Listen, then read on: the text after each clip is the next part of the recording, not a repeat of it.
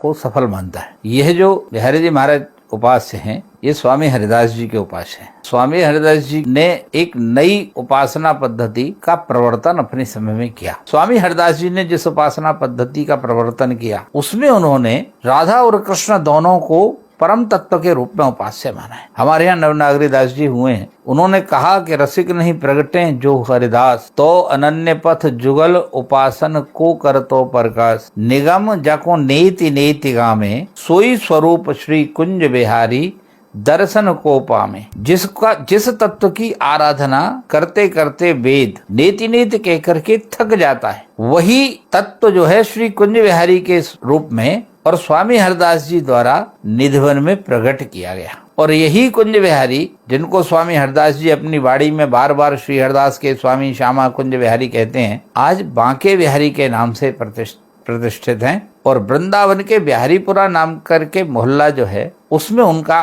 भव्य मंदिर बना हुआ है। स्वामी हरिदास जी विरक्त थे, उन्होंने उनके विठल विपुल जी उनके शिष्य थे, उन्होंने बिहारी जी महाराज की जो प्रगट सेवा है वो अपने अनुज गोस्वामी जगन्नाथ जी को सौंपी। भाव सेवा का दायित्व विठल विपुल जी को सौंपा। विठल विपुल जी के बाद बिहारीदास जी हुए और उसके बाद एक भाव की परंपरा चली उपासना में और दूसरी प्रगट सेवा की परंपरा चली। जगन्नाथ जी के बाद जगन्नाथ जी के जो उत्तराधिकारी थे वो बिहारी जी महाराज की सेवा करते रहे। बिहारी जी महाराज की सेवा में अनेक विलक्षण बातें, यह राधा कृष्ण के प्रेम की साधना है, यह अवतारी पुरुष की साधना नहीं है। आपको ये जान के आश्चर्य होगा कि स्वामी हरिदास जी की वाणी में श्यामा कुंज बिहारी के रूप में जिस तत्व की लीला का गायन हुआ है और उसमें स्वामी जी ने उन्हें जिन नामों से बोधित किया है, संबोधित किया है, उसमें उनका एक भी ब्रज लीला परक नाम उपयोग में नहीं आया है। उन्होंने उसे नंदनंदन नहीं कहा है, उन्होंने उसे वृषभान नंदनी नहीं कहा है, उन्होंने उसे जशोदानंदन नहीं कहा है, कहीं भी गिरधारी नहीं कहा है, गोपाल नहीं कहा है,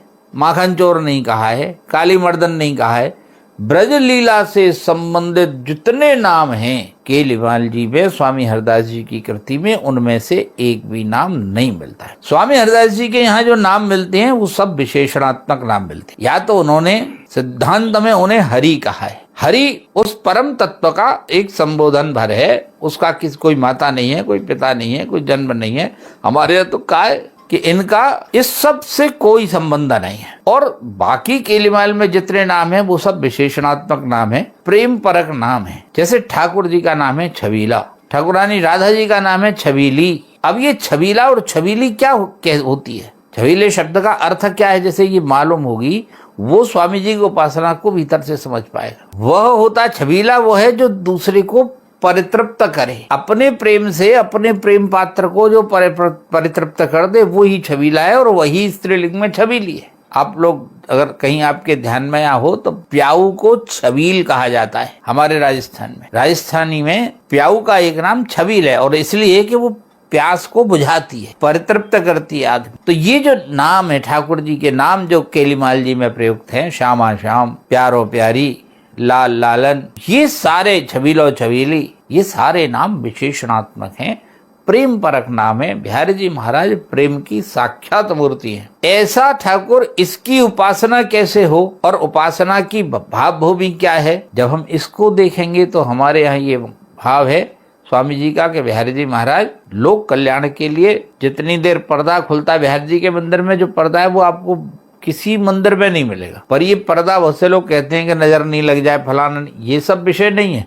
मूल भावना ही ऐसी है कि प्रिया प्रियतम का पारस्परिक जो संबंध है, पारस्परिक नेह है, उसमें अधिक विराम न हो, इसलिए पर्दे की व्यवस्था है। और पर्दा लगता है उतनी देर श्री जी प्रिया जी एक दूसरे के प्रति, और पर्दा खुलता है उतनी देर लोक कल्याण की भूमिका। ये बिहारी जी की पर्दे के पीछे की भूमिका है, वो उपासना का हिस्सा है।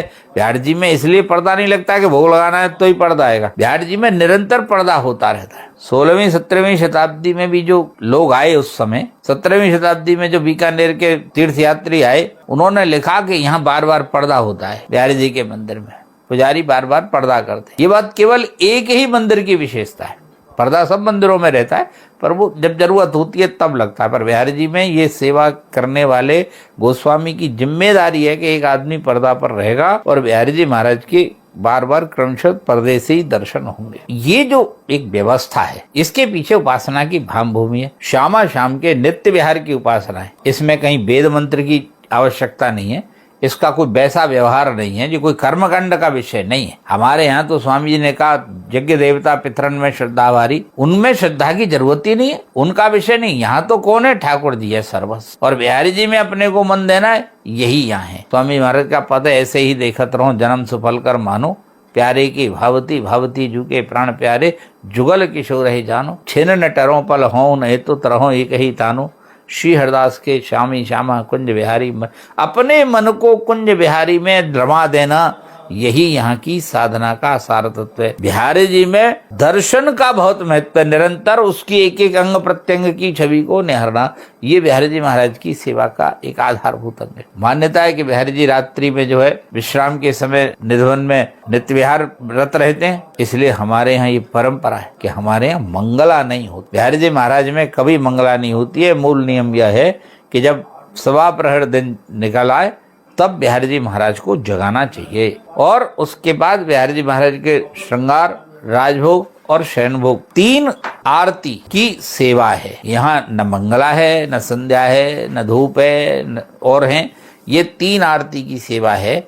और उसका कारण यही है कि हम उसमें बिहारी जी और प्रिया जी के जो लाड़ लड़ाने की व्यवस्था है, उसमें कम से कम व्यवधान पैदा करते हैं, उसकी कम से कम व्यवस्था बनाते हैं। बिहारी जी महाराज का जो स्वरूप है वह राधा, श्यामा और श्याम दोनों का एक ही। स्वामी जी ने कहा घनदामिनी जैसे जैसे बादल के पूर्व पूर्व में बिजली रहती है, ऐसे ही श्री जी रहती। और इसीलिए जब ग्राउस आया और ग्राउस ने वृंदावन के मथुरा जिले के प्रमुख त्योहारों की सूची बनाई, तो उसमें सबसे पहला महत्वपूर्ण त्योहार उन्होंने अक्षय तृतीया को रखा, जिस दिन बिहारी जी महाराज का चरण दर्शन और सर्वांग दर्शन होते। तो ऐसा करके ये सारी परंपरा लाड़ की, अनुराग की, सेवा की, भाव की परंपरा रही है। गोस्वामी स्वरूप वर्षानुवर्ष शताब्दियों से ठाकुर जी के लिए लाड़ लड़ाते रहे, अपने लिए कुछ नहीं किया। बिहारी जी निधवन में 1850 के आसपास, संवत 1850 तक रहे। गोस्वामी लोग वहीं रहते थे। ध्यान करने की बात, 2 बातें ध्यान रखने की है कि एक तो निधवन के चारों तरफ आधी किलोमीटर तक किसी गोस्वामी की 1 इंच जगह नहीं है,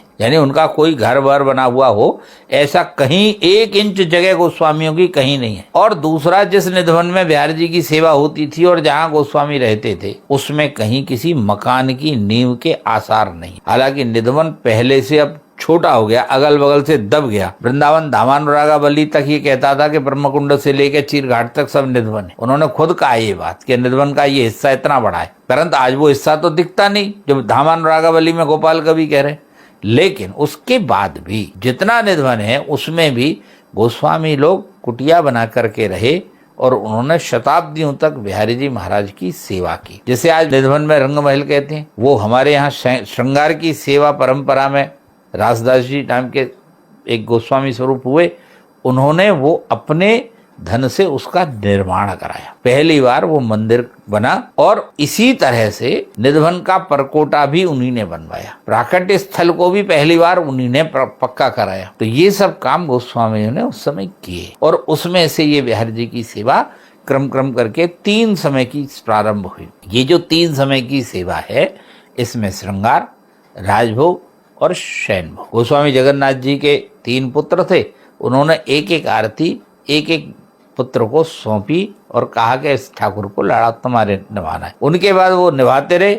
आगे चल के जैसे जैसे वंश बढ़े उस हिसाब से आपस में सेवाओं को सब मिलजुल करके करते रहे और यही परंपरा आज तक चल रही है। ये जो बिहारीपुरा आज बना हुआ है और बिहारी जी का ये जो मंदिर है, ग्राउस ने लिखा कि इस मंदिर के निर्माण के लिए गोस्वामियों ने 13 वर्ष तक अपने शिष्यों से, उनने शिष्य शब्द प्रयोग किया है, ग्राउस क्लाइंट शब्द प्रयोग किया है वहां अपने मेमोरियल में, और अपने शिष्यों से धन एकत्रित किया। कितना धन एकत्रित किया? 13 वर्षों में 70,000 रुपए एकत्रित हुए, ऐसा ग्राउस का कहना। 70,000 रुपए का अर्थ हुआ कि 1 साल में सारे गोस्वामी अपने पूरे प्रयत्न के बाद 5-5,500 रुपए, 13 पंजे 65 और 70 5,500 रुपए इकट्ठे कर पाए। करके उनने तिल तिल जोड़ करके इस मंदिर के निर्माण का काम किया। जिस तरह का ये भव्य मंदिर है, उसके लिए ग्राउस खुद कहते हैं कि ये भारतीय कला जीवित है। इस बात का ये एकमात्र ऐसा मंदिर है जो प्रमाण है, नहीं तो भारतीय कला पुराने समय ऐसी थी ये कहने की हो जाती। ग्राउस के सामने मंदिर का निर्माण पूरा नहीं हुआ। 70,000 में ये इतना भव्य मंदिर बनेगा,